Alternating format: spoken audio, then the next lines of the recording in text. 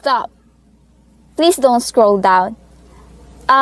Could you spare me a minute or two? Anyway, I will introduce myself. My name is Cinderella Macabingel, and I am a Bachelor in Library Information Science student of St. Michael College of Caraga, and I am a first-year student. And this video is all about fake news. It is an advocacy video about fake news. Before we go deeper to this topic, I would like to ask you a question. It is simple yet a very intriguing question. Now, are you a victim or a perpetrator on this word fake news? And before you answer that, I would like to show you a short clip. It is an example when we say fake news. Have been brought out as a solution to COVID-19, one of which is the use of hydroxychloroquine, which is said for treating virus-related diseases. It is official. Hydroxychloroquine is the guaranteed cure for the virus. It's true, guys. It's safe on the news. We confirm our research. Hydroxychloroquine is used to reduce fever, and scientists have high hopes that it would have the same effect on COVID-19. And the best part is, you can find it around you, even in your cleaning products. People are now drinking products that contains what is thought to be hydroxychloroquine. Thank you. It's always better than getting the virus. Such by doctor beforehand. Many cases, people who are called greenhouse cleaners and the like are reported to have died chemical poisoning. So that video is an example of how fake news affects people. It's either harming themselves or harming others.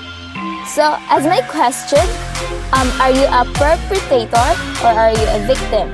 When we say perpetrator, they are inflicting harm on purpose to the other people. If you are the victim, then you are the one that is being harmed. So what is the connection of this to the fake news? Are you the one spreading fake news and harming people on purpose? Or are you the one who is being spread by the fake news about yourself that is being harmed to you?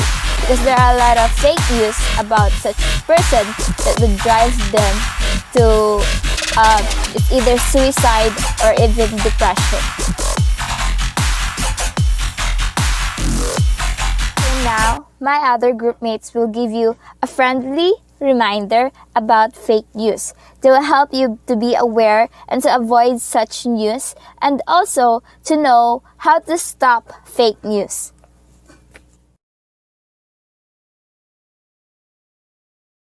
It is really important to not believe everything people say. What comes to their mouth or to their social medias don't matter as long as we think critically and act sensibly. It's always good to have trusted source of news and information. These are the 3 steps in order to know if it is either fake or real news. Number 1. Develop a critical mindset. This means it's essential that you keep your emotional response to such stories in check. Instead, approach what you see and hear rationally and critically. Number 2. Check the source. If you come across a story from source that you've never heard of before, do some digging. Check the web address for the page you are reading. Number 3. Examine the evidence. A credible news story will include plenty of facts, quotes from experts, survey data, and official statistics. It is really important to not believe everything people say. What comes to their mouth or to their social medias don't matter as long as we think critically and act sensibly. It's always good to have trusted source of news and information.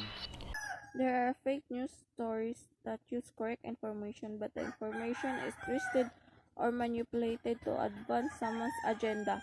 Even with today's virulent online environment, the importance of listening to public sentiment, no matter how negative and even to trolls, cannot be overstated. That in order for responses to be effective, it is also necessary to understand why people are creating and spreading fake information as well as where they are coming from. This is significant because fake news is not always false. Those who enable and encourage the malicious manufacture and spread of fake news face a fine of at least 50,000 and a maximum of 3 million pesos, as well as a sentence of 6 months to 3 years in prison. A public official who commits the act should be fined twice as much sentence to serve twice as much time in prison, and will be barred from holding public office. Failure or refusal to delete misleading information from the media can result in the fine up to 20 million pesos and a sentence up to 20 years in jail. False news or information as defined by Senate Bill number 1492 or an act penalizing the malicious distribution of false information and other related violations are those that are intended to cause panic, division, chaos, violence, or hatred, or those that use propaganda to blacken or discredit one's reputation.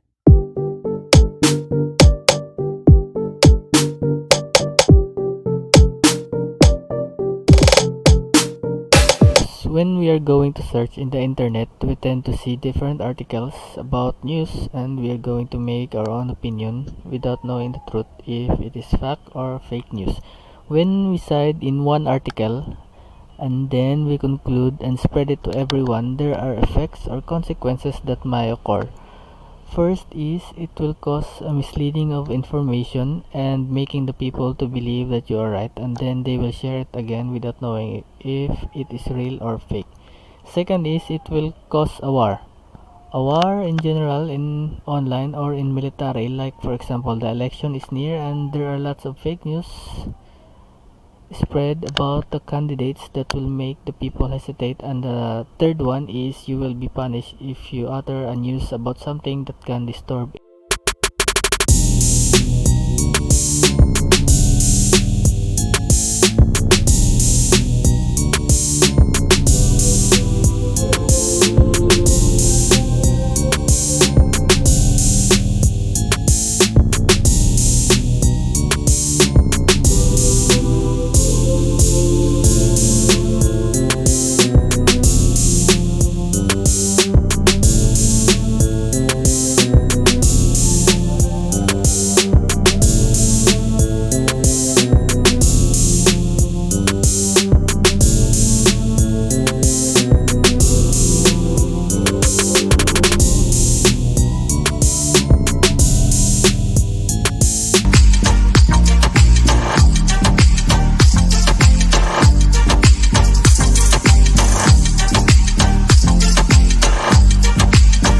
We all fully understand that news is very significant to us during the COVID-19 crisis. It informs us on how or what we will do and allows us to be prepared. If we spread fake news, many of us will jump to conclusions and will also disseminate it directly with others. To effectively stop the spread of fake news, do not post or discuss any news that does not have references. Ask the person who created it if it is true or not. We must check the sources first. It may be complicated for us to detect fake news, but let us do our best to prevent from spreading.